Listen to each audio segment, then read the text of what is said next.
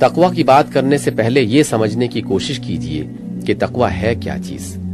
تقوی حقیقت میں کسی وضع و حیت اور کسی خاص طرز معاشرت کا نام نہیں ہے، بلکہ دراصل وہ نفس کی اس کیفیت کا نام ہے جو خدا ترسی اور احساس ذمہ داری سے پیدا ہوتی ہے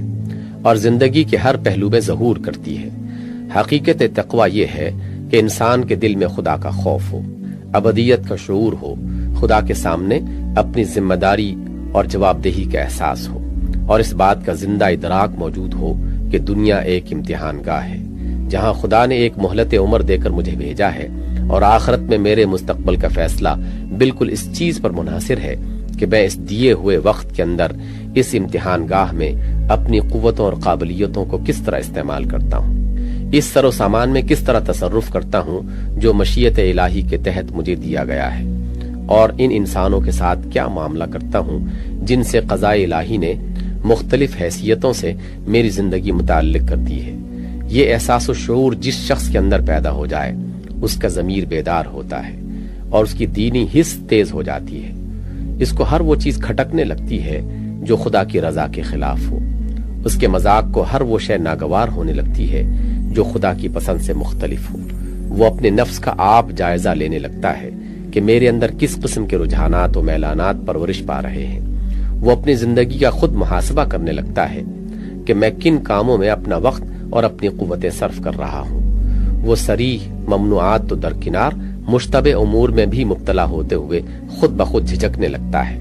اور اس کا احساس فرض اسے مجبور کر دیتا ہے کہ تمام اوامر کو پوری فرمانبرداری کے ساتھ بجا لائے۔ اس کی خدا ترسی ہر اس موقع پر اس کے قدم میں لرزش پیدا کر دیتی ہے جہاں حدود اللہ سے تجاوز کا اندیشہ ہو۔ حقوق اللہ اور حقوق العباد کی نگہداشت آپ سے آپ اس کا وتیرہ بن جاتی ہے، اور اس خیال سے بھی اس کا ضمیر کانپ اٹھتا ہے کہ کہیں اس سے کوئی ایسی بات حق کے خلاف سرزد نہ ہو جائے۔ یہ کیفیت کسی ایک شکل یا کسی مخصوص دائرے میں ظاہر نہیں ہوتی، بلکہ آدمی کے پورے طرز فکر اور اس کے تمام کارنامہ زندگی میں اس کا ظہور ہوتا ہے، اور اس کے اثر سے ایک ایسی ہموار اور یک رنگ سیرت پیدا ہوتی ہے جس میں آپ ہر پہلو سے ایک ہی طرز کی پاکیزگی و صفائی پائیں گے، بخلاف اس کے جہاں تقوی بس اس چیز کا نام رکھ لیا گیا ہو کہ آدمی چند مخصوص شکلوں کی پابندی اور مخصوص طریقوں کی پیروی اختیار کرے اور مصنوعی طور پر اپنے آپ کو ایک ایسے سانچے میں ڈھال لے جس کی پیمائش کی جا سکتی ہو۔ وہاں آپ دیکھیں گے کہ چند اشکال تقوی جو سکھائیں گی اس کی پابندی تو انتہائی اہتمام کے ساتھ ہو رہی ہے، مگر اس کے ساتھ زندگی کے دوسرے پہلوؤں میں وہ اخلاق، وہ طرز فکر اور وہ طرز عمل بھی ظاہر ہو رہے ہیں جو مقام تقوی تو درکنار ایمان کی ابتدائی مقتضیات سے بھی مناسبت نہیں رکھتے۔ یعنی حضرت مسیح علیہ الصلوۃ والسلام کی تمثیلی زمان میں مچھر چھانے جا رہے ہیں اور اونٹ بے تکلفی کے ساتھ نگلے جا رہے ہیں۔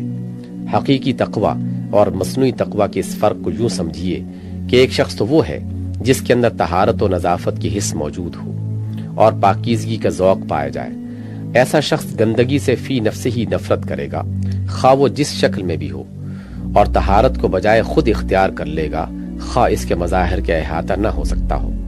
بخلاف اس کے ایک دوسرا شخص ہے جس کے اندر طہارت کی حس موجود نہیں ہے،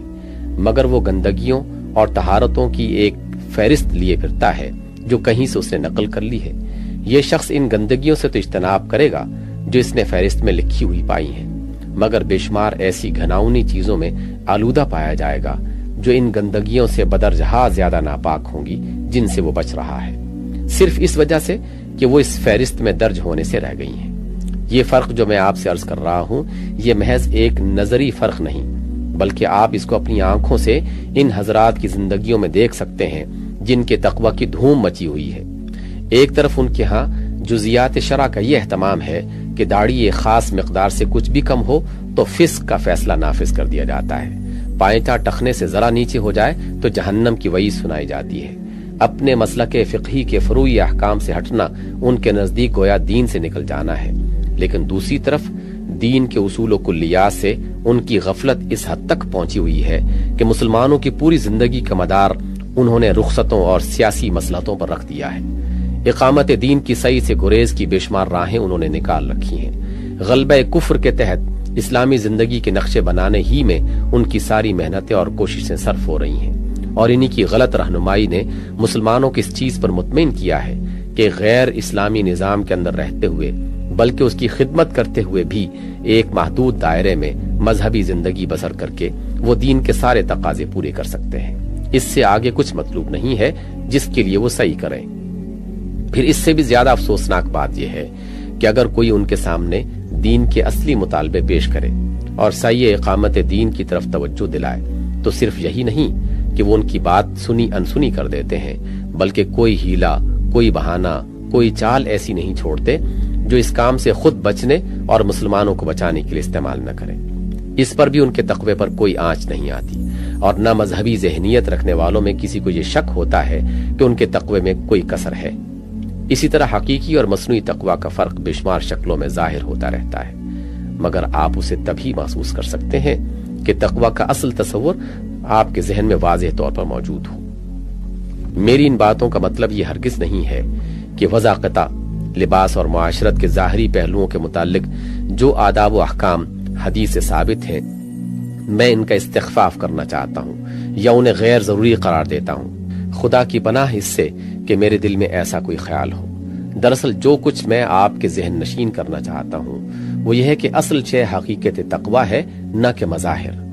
حقیقت تقوی جس کے اندر پیدا ہوگی اس کی پوری زندگی ہمواری اور یکرنگی کے ساتھ اسلامی زندگی بنے گی۔ اسلام اپنی پوری ہماگیری کے ساتھ اس کے خیالات میں، اس کے جذبات و رجحانات میں، اس کے مذاق طبیعت میں، اس کی اوقات کی تقسیم اور اس کی قوتوں کے مصارف میں، اس کی سعی کی راہوں میں، اس کے طرز زندگی اور معاشرت میں، اس کی کمائی اور خرچ میں، غرض اس کی حیات دنیاوی کے سارے ہی پہلوؤں میں رفتہ رفتہ نمایاں ہوتا چلا جائے گا۔ بخلاف اس کے اگر مظاہر کو حقیقت پر مقدم رکھا جائے گا اور ان پر بیجا زور دیا جائے گا تو حقیقی تقوی کی تخم ریزی اور آبیاری کے بغیر مصنوعی طور پر چند ظاہری احکام کی تکمیل کروا دی جائے گی تو نتائج وہی کچھ ہوں گے جن کا میں نے ابھی آپ سے ذکر کیا ہے۔ پہلی چیز دیر طلب اور صبر آزما ہے، بتدریج نشو و نما پاتی اور ایک مدت کے بعد برگوبار لاتی ہے۔ جس طرح بیج سے درخت کے پیدا ہونے اور پھل پھول لانے میں کافی دیر لگ جاتی ہے، اسی طرح سطحی مزاج کے لوگ اس سے اپراتے ہیں۔ بخلاف اس کے دوسری چیز جلدی اور آسانی سے پیدا کر لی جاتی ہے، جیسے ایک لکڑی پہ پتے اور پھل اور پھول باندھ کر درخت کی سی شکل بنا دی جائے۔ یہی وجہ ہے کہ تقوی کی پیداوار کا یہی ڈھنگ آج مقبول ہے، لیکن ظاہر ہے کہ جو توقعات ایک فطری درخت سے پوری ہوتی ہیں وہ اس قسم کے مصنوعی درختوں سے کبھی پوری نہیں ہو سکتی۔